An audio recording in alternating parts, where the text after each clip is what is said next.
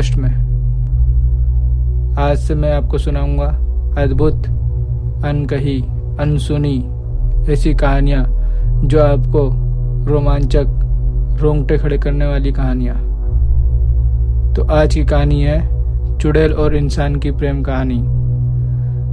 आपसे रिक्वेस्ट है कि आप कहानी सुनने से पहले लाइक और सब्सक्राइब कर दें, ताकि बाद में फ़ोन साइड में रख के आप कहानी आराम सुन सकें। तो आप अपने ईयरफोन लगाइए और कहानी का आनंद लीजिए। तो चलिए शुरू करते हैं फिर। एक घने जंगल बीच एक पुराना गांव बसा हुआ था।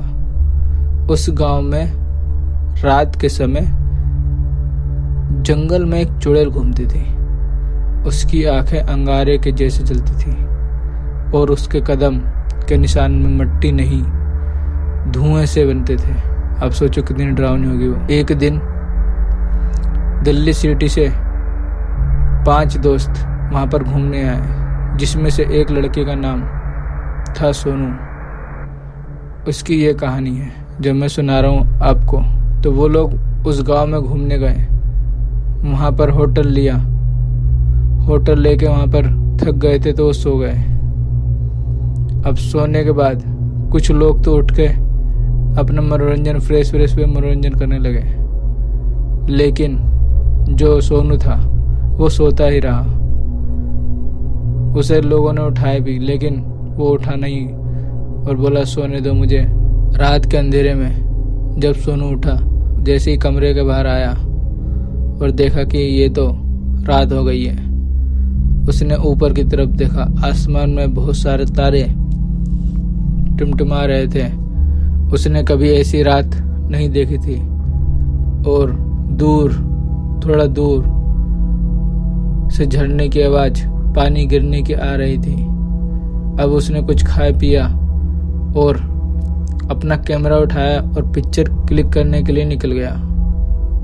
उसको फोटो खींचने का बहुत शौक था। जैसे ही वो होटल के बाहर आया, गार्ड ने उसे मना भी किया था कि भैया ज़्यादा दूर मत जाना, यहाँ पर जंगली भालू और शेर घूमते हैं।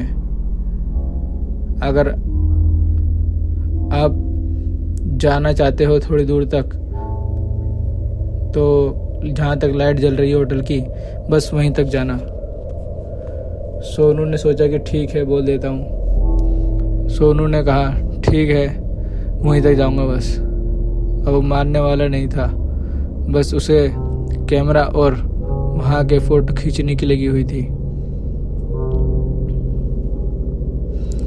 वो धीरे धीरे आगे बढ़ता गया। वो झील के पास आ गया और चांद और पानी की फोटो लेने लगा। झील के किनारे उस लड़के ने एक औरत को देखा, जिसके लंबे खुले बाल और सफेद लिबास और उसकी आंखों में उदासी की गहराई। सोनू ने पूछा, तुम यहाँ क्या कर रही हो? वह मुस्कुराई और बोली, मैं यहीं की हूँ, लोग मुझे चांद की बेटी कहते हैं।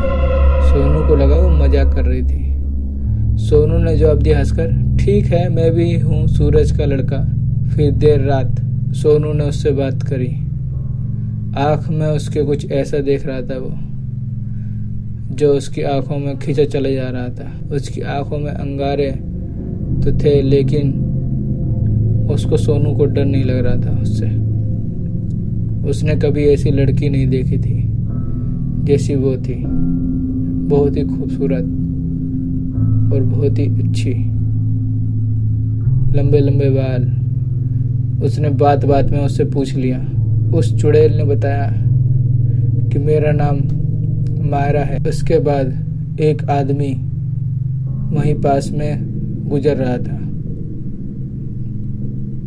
उसने उसे देख लिया। वो गांव वाला था। गांव वालों ने सोनू को समझाया, लेकिन वो माना नहीं। उसने कहा, कुछ नहीं होता, मुझे डर नहीं लगता उससे। अगली रात सोनू ने उससे पूछा। अगली रात सोनू उसके पास गया और कहने लगा कि लोग तुम्हें कहते हैं कि तुम चुड़ैल हो, क्या ये सच है? मायरा की आंखें चमक उठी और बोलने लगी, हाँ, मैं एक समय में इंसान थी, लेकिन झील में डूबकर मैंने अपनी जान ले ली। अब मैं आधी आत्मा हूँ और आधी जिंदा। सोनू चौंक गया, लेकिन वो डरा नहीं। वो उसे प्यार करने लगा। गांव वालों को बात पता चली कि वो तो उसके प्यार में खो गया है। गांव वालों ने सभी ने इकट्ठा होकर उसको समझाने की कोशिश करी कि वो बहुत ही डरावनी लड़की है, वो चुड़ैल है, कि वो जान ले लेगी। सोनू ने गांव वालों से कहा, अगर प्यार में मौत है तो मैं खुशी से मरूंगा। फिर एक दिन पूर्णिमा की रात आई। उस दिन भी ये लड़का मायरा से मिलने चला गया। मायरा ने बोला कि आज मेरा अंतिम दिन है तुमसे मिलने का, जो बोलना है बोल दो। सोनू ने उससे पूछा, ऐसा क्या हुआ है जो तुम्हें मुक्ति नहीं मिली? मायरा ने बताया कि मैं एक लड़के से प्यार करती थी और वो किसी और से प्यार करता था। मुझे एक दिन ये बात पता चल गई और मैं उसके घर पहुंच गई ये देखने के लिए। और मैं उसके घर पहुंच गई उससे पूछने के लिए कि ऐसी क्या कमी रह गई मेरे प्यार में जो तुम दूसरे के साथ हो। जैसे ही मैं उसके घर पहुंची, उस लड़की के साथ मैंने उसे देख लिया।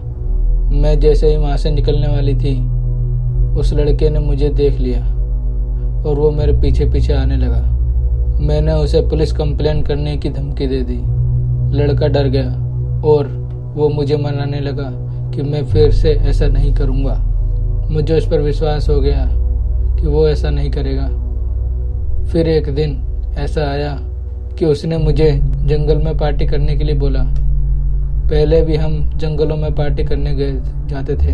उस दिन भी उसने वैसे ही बोला था कि चलो कहीं घूमने चलते हैं जंगल में पार्टी वार्टी करने। उसके कहने पे मैं उसके साथ आ गई। उसने मेरे ऊपर पेट्रोल डाल दिया और मैं वहाँ मैगी बना रही थी। आग ने मुझे पकड़ लिया और मैं चिल्लाकर झरने के ऊपर से नीचे कूद गई, जिससे मेरी पानी में डूबने से मौत हो गई। और यह बोलकर मायरा चुप हो गई। मायरा ने बोला, यही बात है और कुछ बात नहीं है। सोनू की आंखों में आंसू आ गए। सोनू ने उसे कसकर थाम लिया। सोनू ने बोला, अगर तुम मिटोगी तो मैं भी तुम्हारे साथ जाऊंगा। मायरा ने रोते हुए कहा, नहीं सोनू, तुम्हें जीना है।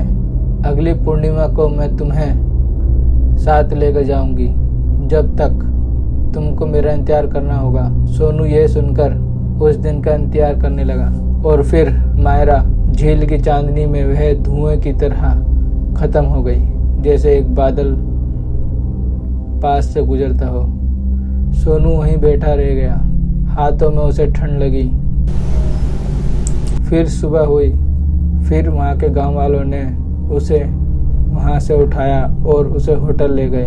उसका शरीर तप रहा था। उसको डॉक्टर को दिखाया गया।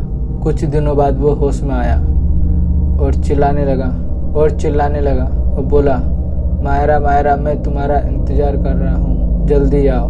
बार बार एक ही बात रिपीट करता था, मायरा मायरा, मैं तुम्हारा इंतजार कर रहा हूँ, जल्दी आओ जल्दी आओ। ये कहकर बार बार बेहोश हो जाता था। अब उसके घर वाले हॉस्पिटल पहुंच गए और ये सब देखकर हॉस्पिटल वालों ने भी पागल घोषित कर दिया। उसको पागल खाने में बंद करवा दिया गया। कुछ दिन तक वो ऐसे ही बोलता रहा, मायरा मायरा, मैं तुम्हारा इंतजार कर रहा हूँ, जल्दी आओ। अगली पूर्णिमा की जब रात आई तो मायरा उसके पास आई धुआं बनकर और उसको साथ ले गई। सोनू कहता रहा कि तुम आ गई, तुम आ गई, तुम आ गई, मैं भी चलूँगा। फिर वो साथ में दोनों चले गए। अगले दिन जब सुबह हुई, उसको बाहर निकाला गया। उसकी बॉडी जली जली से निशान लग रहे थे उसके सारे बॉडी पे। किसी को नहीं पता कि उसके साथ क्या हुआ। Thank you for listening and watching. अगर आपको ये स्टोरी पसंद आई हो तो हमारे चैनल को सब्सक्राइब करके लाइक करें। आपका एक सब्सक्राइब हमारे चैनल के लिए बहुत सपोर्ट करेगा। अगली वीडियो आप किस टॉपिक पे चाहते हैं कमेंट में बताएं।